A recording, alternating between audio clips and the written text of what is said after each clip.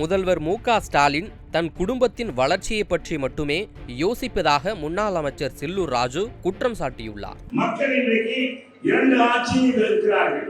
மத்தியில் 1000 ஆட்சியையும் மாநிலத்தில் 1000 ஆட்சியும் அவர்கள் மக்களுக்கான திட்டங்களை தரவில்லை.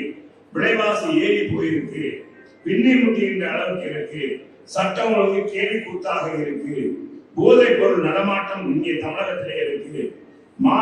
அகில இந்திய அளவில் பாரதிய ஜனதா ஒவ்வொரு குடும்பத்துக்கும் 15 லட்சம் போடுவோம் சொன்னாங்க, வேலை வாய்ப்பு உருவாக்கி கொடுத்தோம் சொன்னாரு, எதுவுமே செய்யல.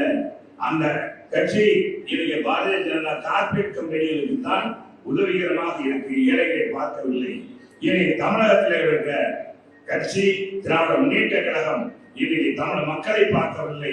தன் குடும்பத்தை தன்னுடைய தந்தையாரை போல குடும்பத்தை மட்டும் கவனிக்கிற ஒரு முதலமைச்சராக இருக்கிறார் என்பதை அறிந்து கொண்டு இன்னைக்கு மக்கள் இந்த ஆட்சியை எதிர்த்து ஒருக்க தயாராக இருக்கிறார்கள்.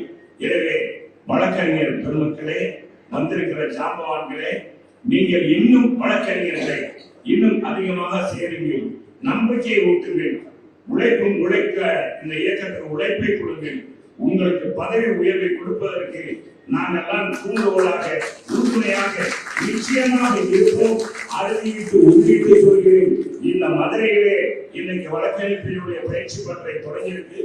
இந்த பயிற்சி பற்றை வெல்ல வேண்டுமானால் வருகிற நாடாளுமன்ற தொகுதியிலே 40 தொகுதியிலும் அண்ணா திராவிட முன்னேற்ற கழகம் வெல்ல வேண்டும். இது முதல் படி. அடுத்தபடி 2026 நடைபெறுகிற சட்டமன்ற தேர்தலிலே நம் புரட்சி தமிழர் எடப்பாடியார் மீண்டும் தமிழகத்துடைய முதலமைச்சராக வேண்டும்.